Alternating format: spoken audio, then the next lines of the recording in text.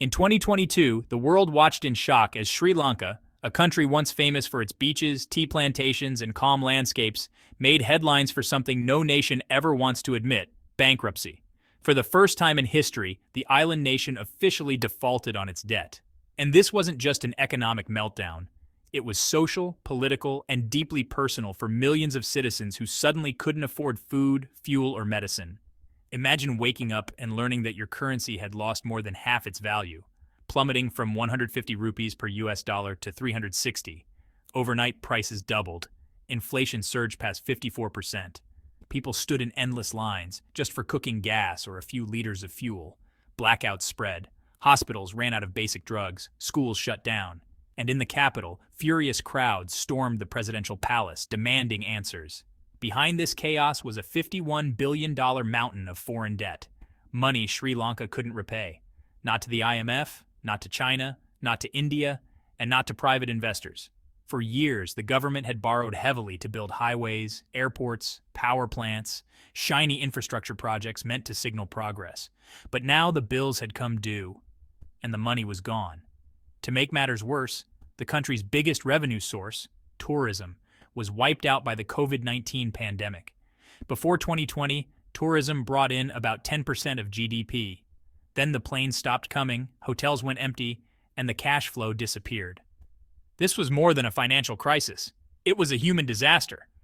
And it left Sri Lanka with a painful question: who will help us, and at what cost? Sri Lanka's collapse didn't happen overnight.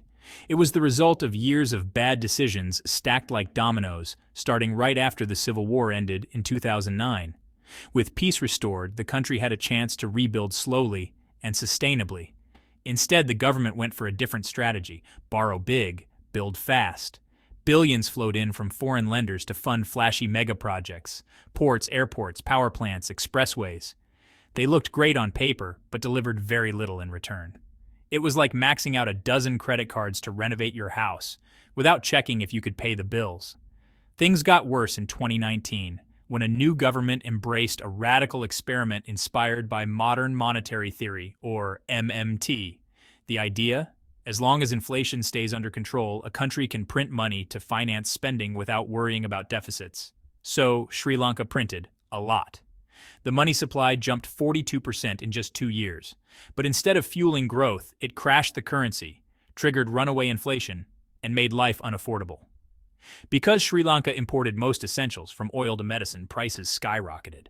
Everyday living became a nightmare. Meanwhile, many of those big projects failed to generate income. The most infamous example? The Matala Rajapaksa Airport, often mocked as the world's emptiest airport. By 2022, the country had crushing debt, no foreign reserves, and no way to pay its bills. Then COVID struck, killing tourism, the last lifeline. So when the government finally declared bankruptcy, it wasn't one bad call. It was a slow-motion collapse caused by borrowing too much, producing too little, and taking shortcuts that backfired. And with no money and no allies, Sri Lanka turned outward for help. When Sri Lanka hit rock bottom in 2022, it did what any nation in crisis would do: called for help.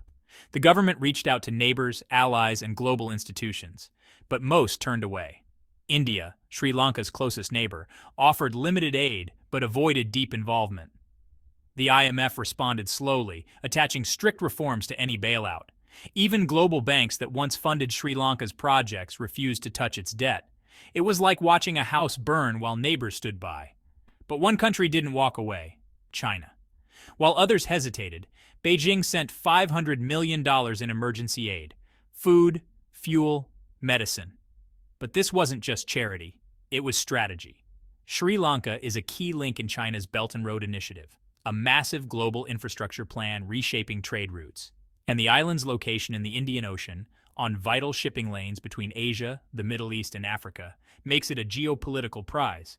So for China, keeping Sri Lanka afloat wasn't just about goodwill.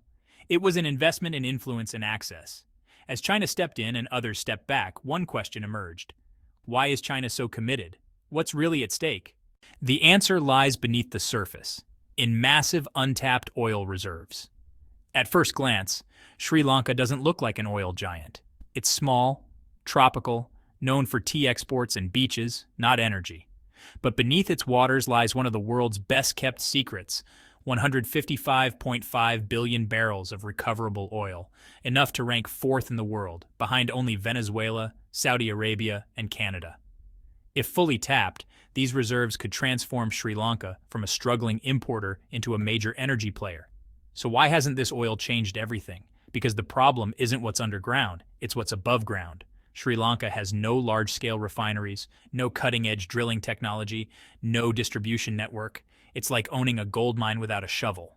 That's why foreign partnerships are key.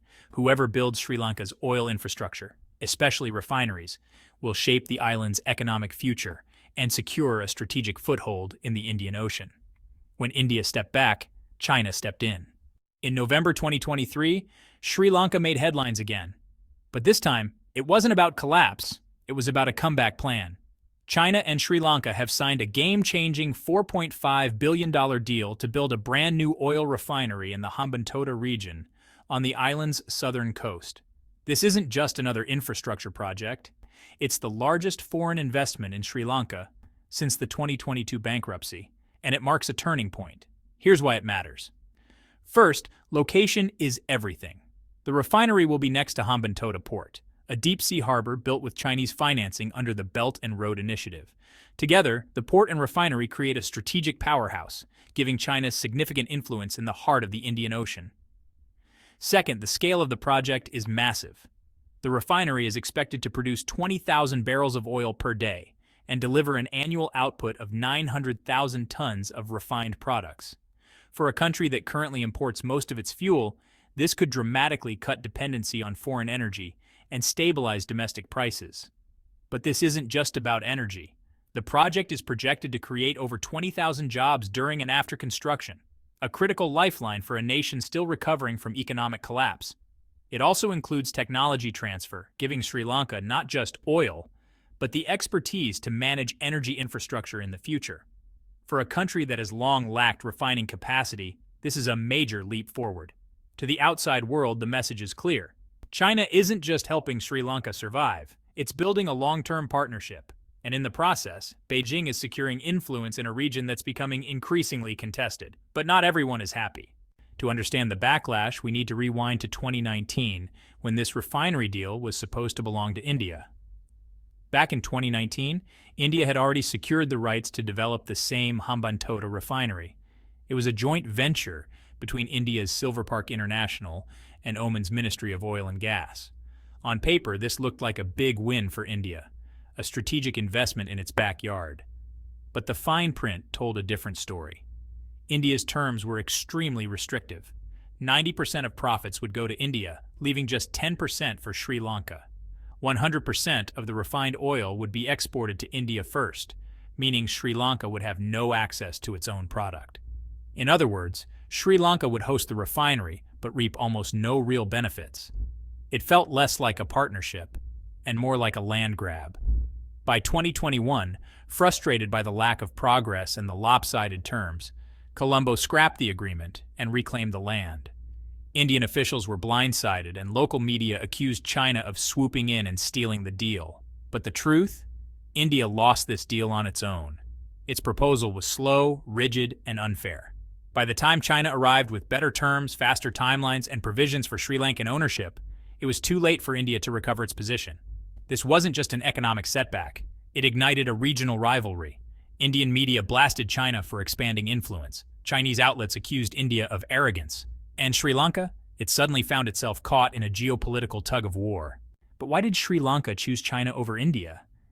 The answer lies in survival and strategy. Choosing China wasn't just desperation, it was a calculated gamble. Yes, Sri Lanka knew the risks. China's infrastructure deals have long been criticized as debt-trap diplomacy. Countries like Zambia and Pakistan have struggled with the weight of Chinese loans. The West warns, once Beijing gets in, it's hard to push them out. So why did Sri Lanka take the risk? Simple: China offered a better deal, and offered it fast. Unlike India, which demanded strict control over profits and exports, China allowed Sri Lanka to retain ownership, promised local job creation, and agreed to share technology. For a bankrupt nation, that mattered more than politics. And then there's expertise. Sri Lanka lacks refining technology. China doesn't. Beijing was willing to transfer that know-how. something Sri Lanka couldn't easily get from India or Western lenders. Finally, dignity played a role. Sri Lankan officials felt they had more negotiating space with China, which framed the project as a partnership, not a handout. In a moment of national crisis, that mattered. But make no mistake, this choice comes with consequences. Every new Chinese project, from Hambantota port to the refinery, tightens Beijing's grip on Sri Lanka's economy. Debt can be restructured, but influence only grows. For China, the payoff is clear: a permanent foothold in the Indian Ocean at the crossroads of global trade. For India, it's a strategic nightmare. For Sri Lanka, it's a high-risk strategy of balancing two giants, trying to extract benefits from both without becoming a pawn. It's fragile, it's dangerous. But in a world divided by superpowers, small nations often play this game. Will it work or backfire? That's the billion-dollar question. The deal with China buys time, but it doesn't solve everything. Sri Lanka is still buried in debt, rebuilding after collapse, and walking a tightrope between rival powers. So how does it move forward without falling deeper into dependency? The answer: diversification, not just in exports, but in diplomacy. Relying too much on any single country, China, India, or the West, is a recipe for vulnerability. That's why economists argue Sri Lanka must build multilateral partnerships. Think of it like this: one crutch breaks easily, a table with many legs doesn't. China can remain a key partner, but so can India, the Gulf states, and ASEAN nations. The EU and Japan could help rebuild tourism, infrastructure, and digital connectivity. Even global development banks, like the AIB or BRICS's new development bank, offer alternatives without the heavy strings of Western aid or the dominance of Beijing. But none of this will matter unless Sri Lanka fixes what broke it in the first place: reforming its financial system, ending corruption and wasteful spending, investing in education, healthcare, and innovation, and protecting its environment and tourism, two of its biggest natural assets. The good news? Sri Lanka has what it takes: massive oil reserves, a skilled English-speaking workforce, and a strategic position on the busiest trade routes in the world. With smart diplomacy, clear reforms, and global cooperation, this crisis could become a comeback story. The only question is, if you found this story eye-opening, hit that like button, subscribe, and share this video. Because what's happening in Sri Lanka isn't just about one country, it's about the future of global power, resources, and survival.